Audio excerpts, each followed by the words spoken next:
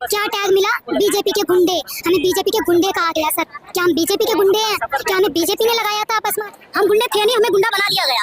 हमारा क्या कसूर था?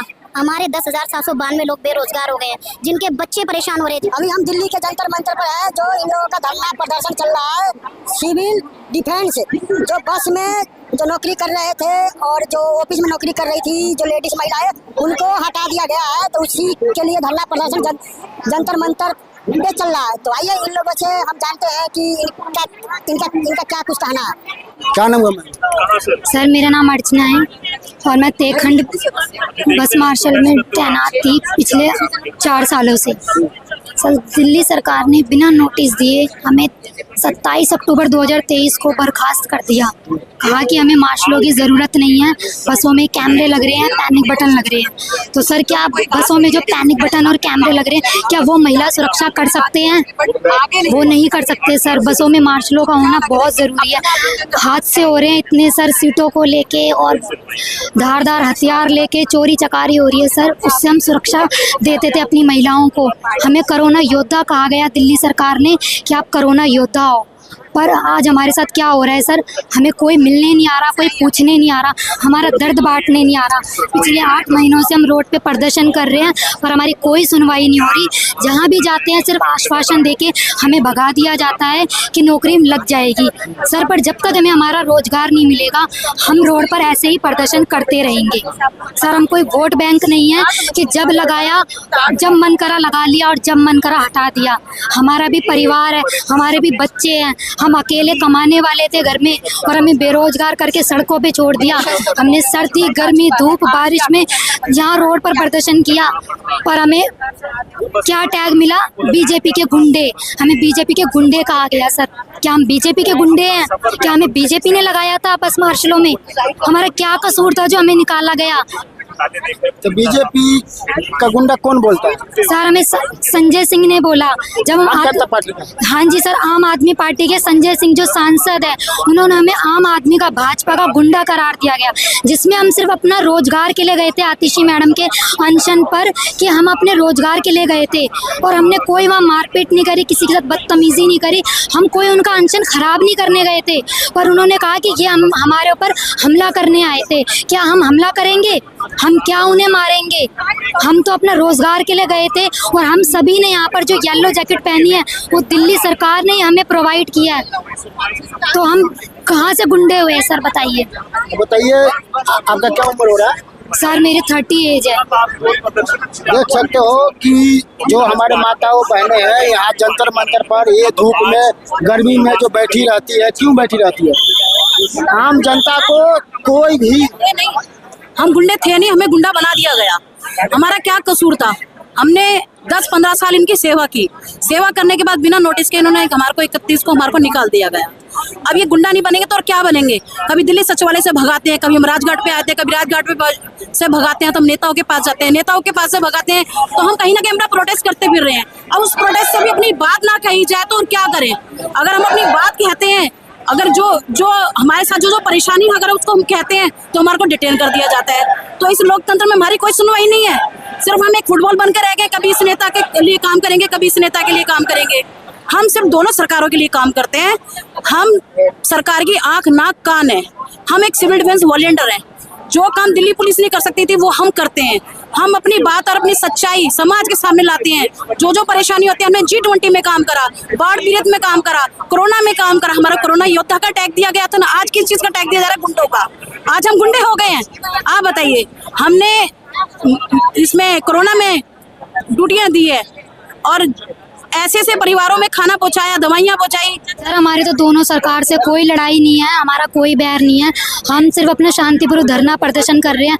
हम सिर्फ यही विनती कर रहे हैं हमारा रोजगार दे दिया जाए और हमें कुछ नहीं चाहिए। हमारा कोई दूसरा मुद्दा नहीं है। उम्मीद है आपको? सर उम्मीद तो है। 8 महीना हो गया बैठे बैठे। सर आज ना कल कभी तो सुनेगी, उसी उम्मीद से हम बैठे हैं कि हमारी संख्या बहुत ज्यादा है सर। हम केजरीवाल से मांग है आपकी, मोदी से मांग है, केंद्र से मांग है आपकी, राज्य केंद्र से भी मांग है, हमारी राज्य सरकार से भी मांग है, दोनों से मांग है।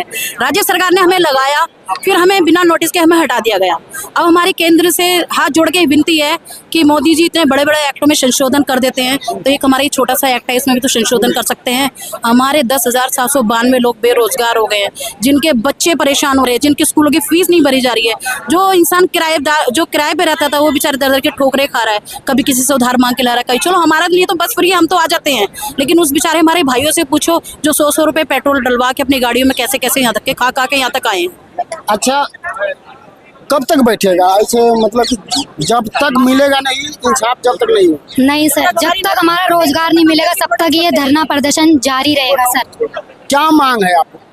सर हमें हमारा रोजगार दिया जाए, बस जैसे हम पहले थे वैसे ही हमें बर्खास्त कर दिया जाए 60 साल तक के लिए, और कुछ हमारी मांग नहीं है सर, ताकि हम अपना परिवार चला सके। जैसे हम अपने माँ बाप को पहले से पालते थे वैसे ही हमारे बच्चे भी है, उनके स्कूल है, हर चीज़ है, हमारी बीमारी है सर, सब चीज़ देखना पड़ता है। पर हम इतने मजबूर हो चुके हैं ना, रोडों पर उतरना पड़ रहा है हमें, क्योंकि हमारी सरकार बात नहीं सुन रही है। तो आप लोग 8 महीना से यहाँ बैठे हुए हो, कोई आया है? सर हमारे पास कोई नहीं आया, हमारा कोई नेता, मंत्री, विधायक, सांसद कोई आया? नहीं सर, कोई नहीं आया हमारे पास। क्यों नहीं आ रहे? सर ये तो हमें पता नहीं हमारे साथ क्या राजनीति खेली जा रही है, क्या नहीं खेली जा रही है, बस हमें तो अपने रोजगार से मतलब है। जब वोट मांगने का टाइम होता है तब तो आपके पास आते होंगे ना? हाँ जी सर, घर घर आते हर होंगे। कोई आता है, हमारे पैरों में पड़ते हैं, फिर कुर्सी मिलने के बाद फिर हमें कोई नहीं जाते हैं। पूछते, कोई नहीं पूछता सर, भूल जाता तो यही बहुत दूर की हकीकत है, जब वोट का टाइम होता है तो घर घर नेता मंत्री पहुंचते हैं, और अभी जब इनका मांग है तो कोई नहीं मिलने आ रहा है, ना कोई सुनने वाला है। और आपको क्या कुछ कहना होगा?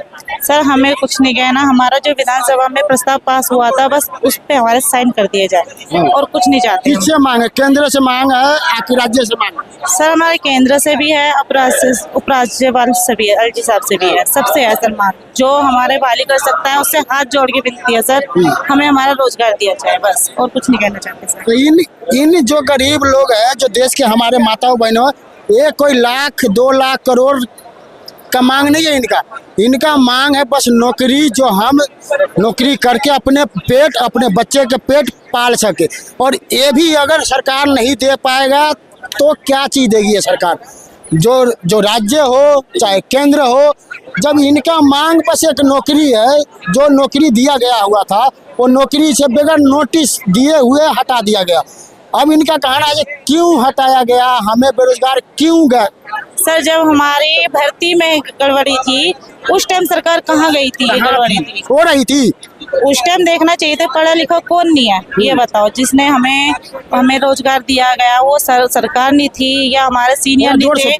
जो हमारे सीनियर थे वो पढ़े लिखे नहीं थे, कौन नहीं था सर? जो हमारी बहाली करी गई थी, जो अब हमें हटाया गया। 4 साल से कहाँ सो रही थी सरकार कि अब ये 1968 के एक्ट में हमें हटाया गया। हम तो ये चाहते हैं ये हमें हमारा रोजगार दिया जाए, हमें और कुछ नहीं चाहिए सर। चलिए, तो यही है जो माताओं बहनों का कहना है कि हमें रोजगार दिया जाए। रोजगार मांग है ना आप लोगों का? रोजगार मांग है सर, बस तो हमें। अगर ये जो सरकार है, केंद्र का हुआ, राज्य का, जब इलेक्शन का टाइम आता है तो बड़ा बड़ा भाषण उनका आता है, वादा आता है, और अब ये नौकरी नहीं देंगे तो फिर ये सरकार क्या देगी? सब झूठ है। सरकार जी देना होता तो हमें दे देते। 8 महीना 3 दिन हमें हो गया धरने पे, लेकिन झूठा आश्वासन मिला है और हमें रोजगार नहीं दिया जा रहा है। हम यही उनसे कहते बस हमारा रोजगार वापस दे दे, ताकि हमारा घर परिवार सही से चल जाए। अभी घर भी बच्चे बैठे हुए हैं, ट्यूशन तक नहीं भेज रहे, क्योंकि पैसा नहीं है तो कहाँ से भेजे? बच्चों को बिठा रखे घर पे। अच्छे दिन है ये बताइए? अच्छे दिन हम लोगों के लिए तो भी है नहीं। जब भी कहते हैं अच्छे दिन है, अच्छे दिन है, कुछ अच्छे दिन नहीं है। 8 महीना से बैठे हुए हैं यहाँ पर। अच्छे दिन होता तो आज हमारे बच्चे ट्यूशन जाते, स्कूल जाते, हमारा घर सही से चलता, हमारे बच्चे भी दूध पीते, सब कुछ खाते सही से, फल फ्रूट भी खाते। पर आज हमारे बच्चे कुछ भी नहीं खा रहे। 2 वक्त की रोटी देती हूँ, वो भी कितने सोच कर देती हूँ। तो ये जो दावे है बस हवा में कहने के लिए दावे हैं। जो अंतिम बार आप लोग देख लीजिए लाइट में, जो नौजवान जो यहाँ पे जो जंतर मंतर पर धरना प्रदर्शन कर रहे हैं, यहाँ पे बैठे हुए हैं 8 महीना से इन लोग बैठे हुए हैं। इधर जेंट्स बैठे हुए हैं और इस तरफ तमाम महिला जो है वो सब बैठी हुई है। यहाँ पर 8 महीना से हमारे माता बहनें जो है ये सब बैठी हुई है। और जो सरकार जो दावे करती है, बड़े बड़े जो दावे करती है, जो देश में सब कुछ अच्छा है, कोई दिक्कत नहीं है, अच्छे दिन है।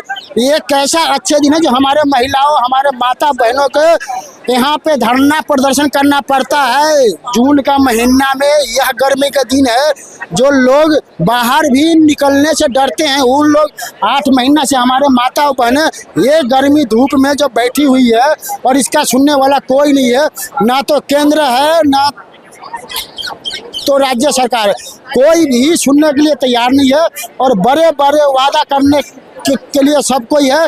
तो आप ही लोग दोस्तों बताइए क्या हमारे देश में अच्छा है, क्या अच्छा है? आप लोग आपस में ही बट जाते हो, अंधभक्त हो जाते हो। कोई कहता है मोदी अच्छा है, तो कोई कहता है केजरीवाल अच्छा है, कोई कहता है हम फलना जाति की है, तो कोई कहता है कि हम फलना जाति का। यहाँ जाति नहीं है, यहाँ सब बेरोजगार है। और इनका कहना है कि हमें रोजगार दिया जाए। जब सरकार अगर रोजगार नहीं देगी तो उसको सत्ता में बैठने का कोई अधिकार नहीं है। सत्ता में किस मुंह से बैठे हुए हैं इन लोग? जब हमारे माता बहनों ये इनको धरना करना पड़ रहा है, 8 महीना से धरना प्रदर्शन करना पड़ रहा है, वो भी रोजगार के लिए, नौकरी के लिए, जो अपने बीवी बच्चे को पेट पालने के लिए, 2 वक्त की रोटी के लिए अपना इनका कहना है हमें नौकरी दिया जाए।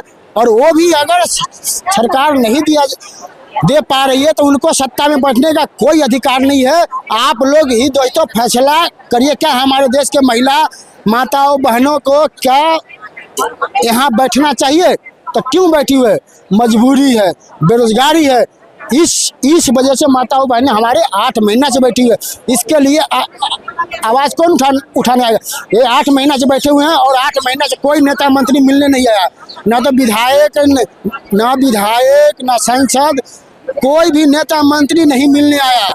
अब वोट के टाइम पर आएंगे हाथ जोड़ करके कि हम आपके लिए अच्छा करेंगे, हम आपके लिए ये करेंगे। और आज हकीकत में इनको नौकरी चाहिए, रोजगार चाहिए, तो कोई सुनने के लिए तैयार नहीं है। तो आप लोग कमेंट करके हमें बताइएगा हमारा छोटा सा प्रयास और हमारे माताओं बहनों के लिए आवाज़ उठाना कैसा लगा, आप लोग कमेंट करके ज़रूर बताइएगा। तब तक के लिए विदा लेते हैं। जय हिंद, जय भारत।